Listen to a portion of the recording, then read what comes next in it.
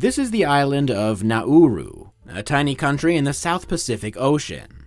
And when I say tiny, I mean 8.1 square miles, making it the third smallest country in the world and the smallest island country of all.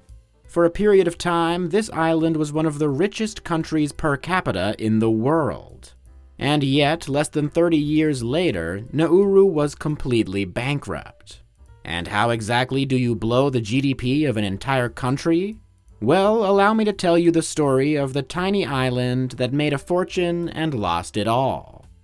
Human presence on Nauru goes back at least 3,000 years, with the native Micronesian people living in isolation for most of that time. In 1798, a British sea captain became the first Westerner to discover Nauru, naming it Pleasant Island because it looked pleasant. Spent a long time coming up with that one, didn't you? By the mid-19th century, European contact with the island was relatively common. By this time, the island had a native population of around 1,400 people, and in 1878, they even managed to have a civil war, which is kind of adorable.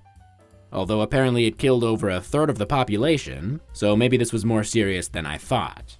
The Civil War began with a verbal altercation at a marriage festival regarding proper etiquette.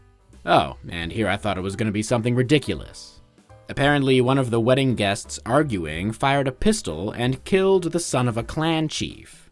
And a big part of the country's culture was that you always had to avenge another man's death.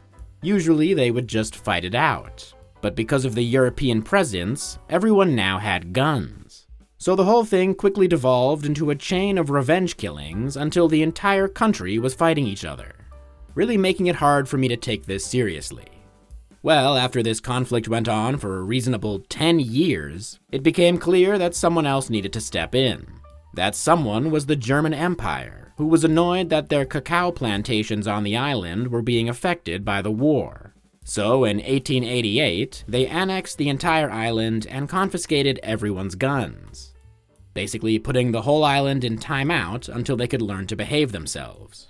Germany ran the island for 26 years, and it was relatively uneventful, except for in 1900, when a prospector discovered phosphate in the large quantities of guano on Nauru. And no, I'm not speaking the language from The Sims. Guano is actually bird poop that solidifies over the course of many years, turning into a great source of phosphate which can be used to fertilize crops. And because birds had been pooping on Nauru for thousands of years, the country was rich with guano. And so began the phosphate mining on Nauru, with the Germans handling it until World War I, when the United Kingdom took over. In World War II, the country was invaded by the Japanese. And if you know anything about the Japanese in World War II, they were not known for their love of human rights. They turned Nauru into a place to refill their planes, and simultaneously deported 1,200 natives to work in labor camps, with almost half of them dying in the process. Thankfully, once the war was over, it was back to beaches and phosphate for the people of Nauru. At this point, they were a trustee of the United Nations, meaning several different countries were essentially administering the island together. But everything changed in 1968, when Nauru achieved independence after a 6-year campaign. And unfortunately, it might have been the worst thing that ever happened to them. Well, the Civil War and labor camps were pretty bad, but this is a strong third. You see, up to this point, the phosphate mining on Nauru had been controlled and monitored by whoever was running the country. But when the island gained independence, the new government of Nauru also purchased the assets of the mining operation, allowing them to directly profit from it for the first time ever. And when it came to mining bird poop, business was booming. The price of phosphate exploded in the 70s, going from $11 per ton in 1970 to $68 per ton just 5 years later. And suddenly, this tiny island nation had more money than it knew what to do with. But to the government's credit, they set out to make life as good as possible for their citizens. Right out the gate, they abolished all taxes and made all public services and utilities free. Then they began providing free or heavily subsidized housing for everyone too. They even started funding overseas travel for all their citizens. Meanwhile, almost all of those citizens had government jobs that paid them high salaries for doing very little. In other words, the government had become a sugar daddy to everyone on the island. And without any regular expenses, money was burning a hole in the pocket of every Nauruan. Jesus. So they started spending. Many of them would take flights to Australia, Singapore, or Hawaii and go on extravagant shopping sprees with their newfound cash. Others chose to have fancy sports cars delivered to Nauru, despite the fact that the island only has 19 miles of road and a speed limit of 25 miles per hour. One police chief bought a yellow Lamborghini, but when it arrived, he discovered he was too fat to fit in the driver's seat. I would tell you to sell it to your neighbor, but their Bugatti just came in the mail. Everyone on the island was wasting money so haphazardly that, according to one man, dollar notes were even used as toilet paper. And let's try not to judge that until we find out if their money was 1-ply or 2-ply. But even if the residents weren't thinking about it, the government of Nauru was well aware that the money was not going to last. After all, there was a limited quantity of phosphate on the island, and the birds weren't pooping fast enough to refill it.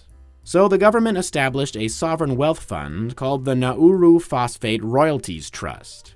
The idea is that the trust would put the money into long-term investments which could support the people of Nauru well after the island was out of guano. And as you can probably assume, it didn't work. The reason why is a combination of corruption and bad investments.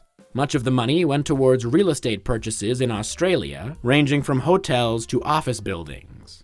The country even built a 52-story skyscraper in Melbourne called the Nauru House, which was the tallest building in the city at the time.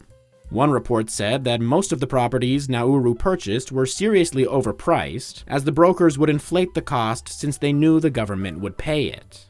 Some of the country's money also went towards creating Air Nauru, the country's national airline with a fleet of 2 Boeing 727s and 5 Boeing 737s. Which feels a little bit excessive for a country with a population of 8,000. And since the airline was run by the government, it would frequently cancel flights if someone in the government needed to use one of the planes. One time, some Nauru fishermen were lost at sea, so Nauru Airlines took their 2 Boeing 727s and flew them low over the ocean to conduct a search. On board the planes were the relatives of the missing fishermen, who were supposedly being served alcohol by the flight attendants throughout the search, because there's never a bad time to enjoy a vodka cran.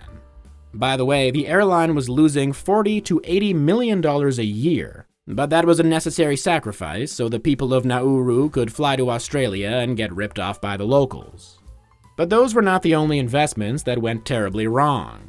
An investment with an Australian law firm resulted in one of the partners running away with $6 million. A loan to Australia's Fitzroy Football Club ended when the team folded.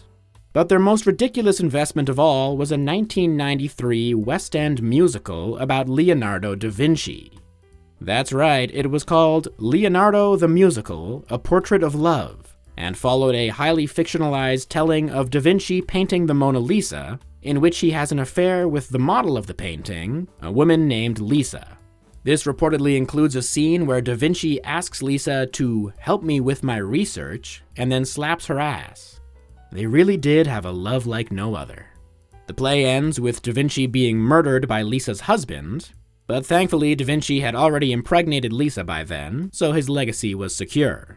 After the premiere of the play, the president of Nauru was quoted saying, "I am really excited. I'm trying to be objective, but I have my fingers crossed that this show will tour the world."